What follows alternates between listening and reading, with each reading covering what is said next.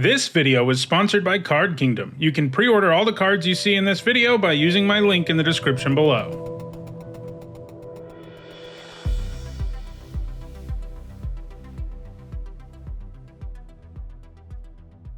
Hi everyone, I'm Nitsa Hone, and it's Wednesday, and that means it's time for another MTG Top 10. Over the last week, I've been doing my limited set review for March of the Machine, and today's MTG Top 10 is also going to be about March of the Machine Limited, because I'll be giving my picks for the biggest bombs in the format. In Magic, a bomb is a good thing. It's a card that is so powerful that it alters the game in your favor. And the biggest bombs can even pull you ahead from behind. In other words, these are the cards you're most hoping to get in your pre-release sealed pool and the cards you most want to see in your Pack 1 Pick 1. Obviously enough, this is a power level mostly reserved for rares and mythics, because if you had a bunch of commons and uncommons that are this strong, the format would be pretty bad. However, if you're interested in knowing about how good all the other cards in this set are, that's what the set review is for. And later this week, I'll also be putting out a video with my picks for the best commons and uncommons in the set. Anyway, here are my picks for the 10 biggest bombs in March of the Machine Limited. At number 10, I have Invasion of New Phyrexia. This is one of the cards with the new type, Battle, and what I really like about this one is that just the battle side itself is an incredibly powerful card. Even if you're just paying 2 for X, you end up with a pretty good rate, and the great thing about the card is that it scales all game long. It can really pull you ahead from behind because it can make so many tokens, and what really makes a lot of the battles good in Limited is that they do something that helps you then flip the battle, and this certainly does that because it gives you all these bodies, and if you do ever manage to attack and transform this battle, you get a powerful Planeswalker into Teferi of Zhalfir. He can draw you cards, he's got a -2 that buffs all the knights you made, and the blue-eyed archetype in the format is knights, so it's likely to buff other things too, and he even has a -3 that lets you get rid of a problem permanent, using all the tokens that you have and stuff. So basically the front of this can win you the game on its own, and sometimes you won't even want to attack the battle, but if you're in a situation where you need to attack the battle, you end up with a powerful Planeswalker and all of these tokens, and you usually spend a pretty good amount of mana in terms of value to get all those things. At number 9, I have Sheoldred. Starts out as a 5-mana 4/5 with Menace that makes your opponent sacrifice a non-token creature or Planeswalker. That on its own isn't a bomb, but it is a very, very good card. But I also think Sheoldred is relatively easy to transform in this format. It may not seem like it at first, but the blue-black archetype in the format is about milling you and your opponent, and there are several commons and uncommons in the set that just mill cards incidentally, so actually getting it so that your opponent has 8 cards in their graveyard in black is actually pretty doable. You do also need to have 5 mana, but this is all very approachable, and we're still talking about a baseline card that is really good even if you never do transform it. And if you do manage to transform her, it's pretty difficult for you to lose. Chapter 1 destroys a creature or Planeswalker. Chapter 2 makes your opponent discard the cards in their hand, basically, if they have any, mills some more cards, and then Chapter 3 just reanimates all the creatures and puts them on your side of the battlefield. So she brings a ton of value, kills a bunch of things, and then reanimates them, and it's pretty hard to beat her. Again, even the front side is an excellent card, but what really makes her a bomb is how doable it will be to transform her. At number 8, I have Elesh Norn. So like Sheoldred, she's very good on the front, a 4-mana 3/5 with Vigilance that taxes your opponent anytime they do damage to you or a permanent they control, or they have to lose 2 life. Her transformation is maybe a little bit harder to make work than Sheoldred because you need 3 other creatures and 3 mana, but when you transform Elesh Norn, you pretty much win on the spot. It takes a little while for Sheoldred to do her thing when she's a saga, but not really. With Elesh Norn, Chapter 1 just gives you 5 2/2s up front. Then Chapter 2 buffs all of those things if your opponent hasn't already scooped. And then Chapter 3 blows up most permanents, except for your Phyrexians. So again, very powerful front side that would make for an excellent card already. And then a very approachable cost for transforming it. And when you transform it, there's basically no way for you to lose the game. At number 7, I have Hidetsugu and Kairi, which starts out as a 5-mana 5/4 flyer. That, of course, is not a bomb, but it's great.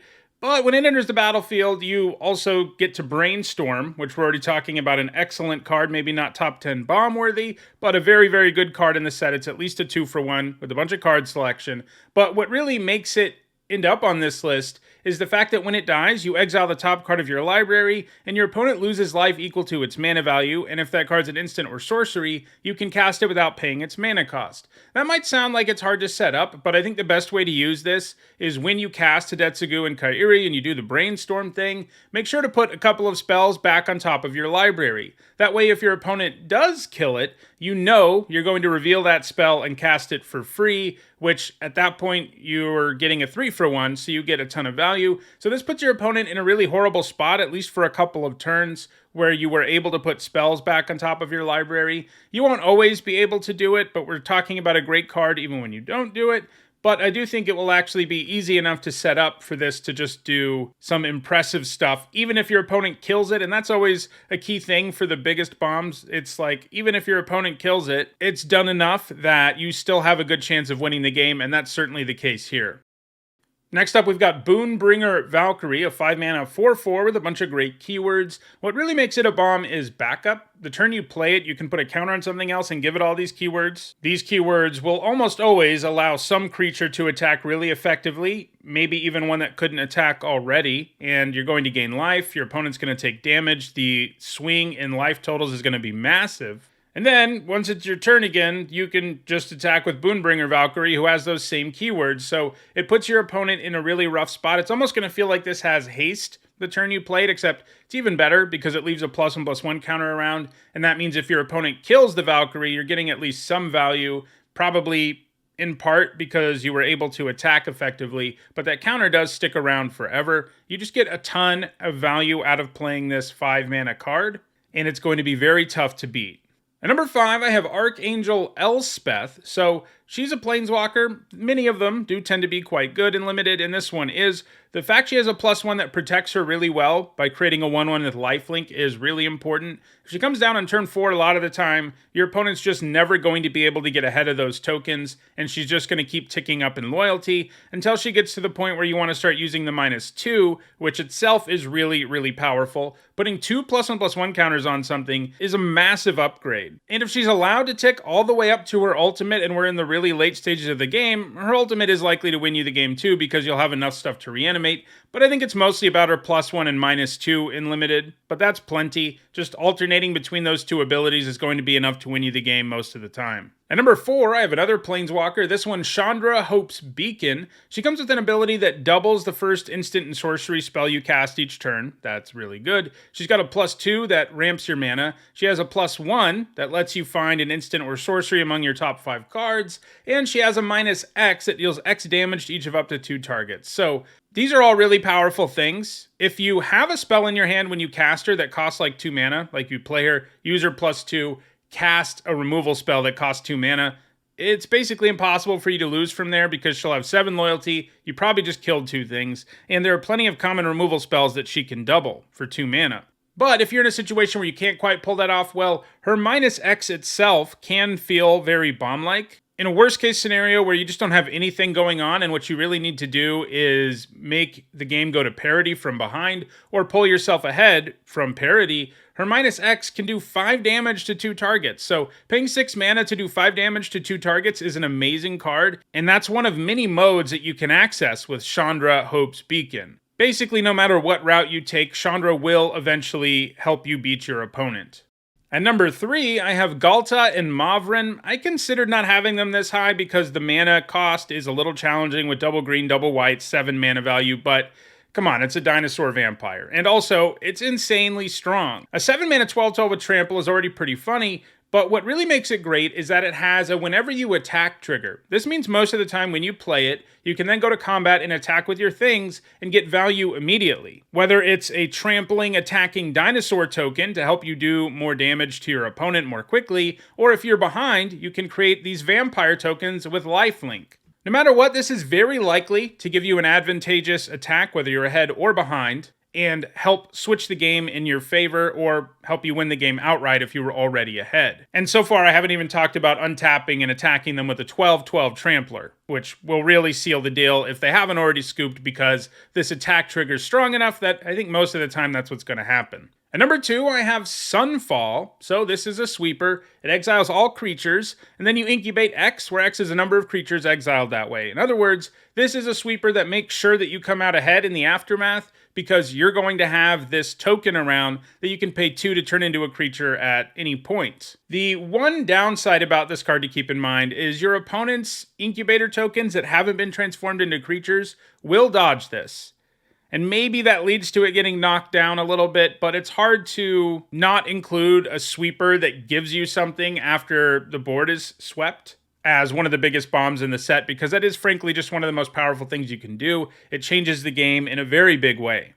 Before we get to the number 1 card, I do want to show some honorable mentions. First, here are the cards that received an A grade, meaning they're really big bombs that didn't quite make the list. Second, there are also 5 cards from the Multiverse Legends bonus sheet that received bomb grades, and here are those.